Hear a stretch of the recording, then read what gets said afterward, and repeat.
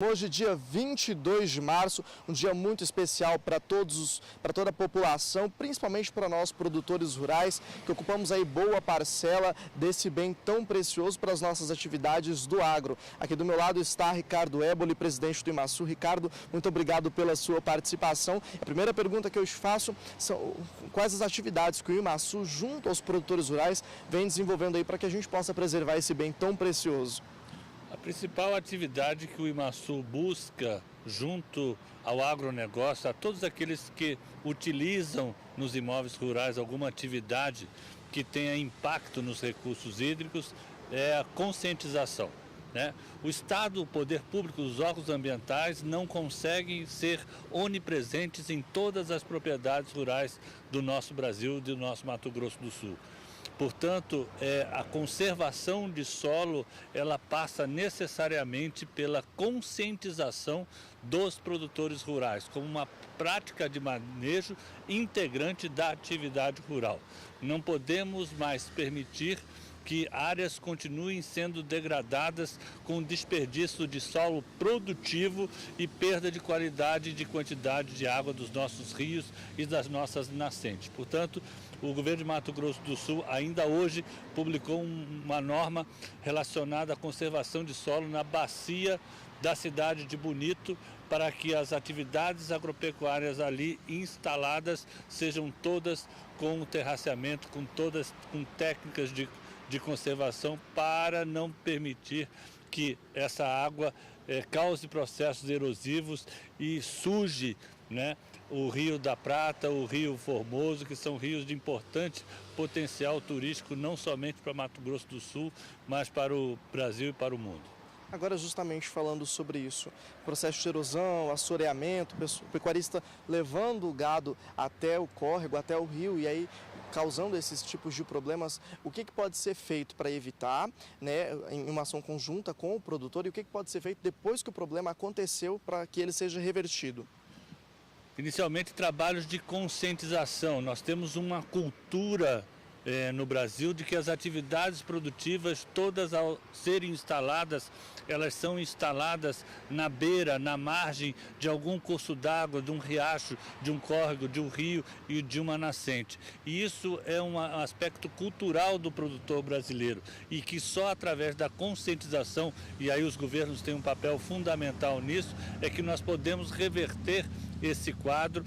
E quando não houver essa conscientização e a degradação continuar ocorrendo no tempo, aí os governos têm que ter medidas mais enérgicas, punitivas, para a correção desses processos erosivos, degradadores da qualidade e da quantidade de água. Agora, quando a gente fala de sustentabilidade, como que a sustentabilidade vem auxiliando em todo esse processo, também para preservar a água, mas também para não prejudicar o produtor rural na hora que ele está desenvolvendo a sua atividade?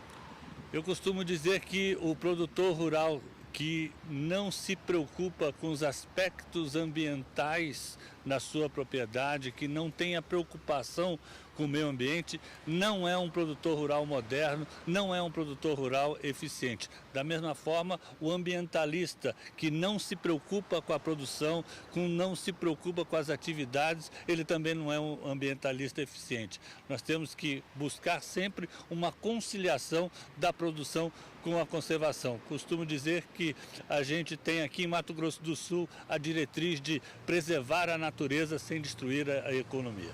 Doutor Ricardo, o que já foi feito até aqui? Eu sei que vocês estão num constante trabalho nessa proteção aí. O que já pode falar que já foi feito que tem dado certo? Nós recentemente fizemos numa cidade aqui perto de Novo Horizonte do Sul um trabalho com patrulhas mecanizadas, porque em algumas situações as propriedades que são limítrofes e que necessitam dos terraços protetores das erosões, elas pertencem a proprietários rurais de diferentes níveis de capitalização. Então você tem um proprietário grande que tem maquinário, que tem condições próprias de fazer a sua conservação do solo, porém, na continuidade do nível da bacia, um pequeno produtor não tem esse mesmo maquinário, não tem essa mesma condição econômica. E aí cumpre ao Estado entrar através das patrulhas mecanizadas, porque a conservação de solo, ela perpassa as propriedades rurais. Ela tem que ser tratada em toda a microbacia. E os projetos futuros, o que vem pela frente que a gente pode esperar? Nós precisamos, não só em Mato Grosso do Sul, nós precisamos de um grande projeto nacional de conservação de solo. Falei há pouco que 60% das áreas produtivas desse país, elas encontram-se em algum processo de degradação. Então nós precisamos fomentar crédito. Defendo que o governo federal, através do Ministério da Agricultura e Pecuária, tenha uma linha de crédito que obrigue, ao financiar a sua atividade principal, custear ou investir, a primeira parcela deste financiamento, ela venha para a correção dos problemas ambientais que tenham na propriedade. Tem que conciliar o recurso financeiro para o custeio da atividade econômica, mas também atrelado à conservação ambiental. Dia Mundial da Água, a gente tem motivo para comemorar?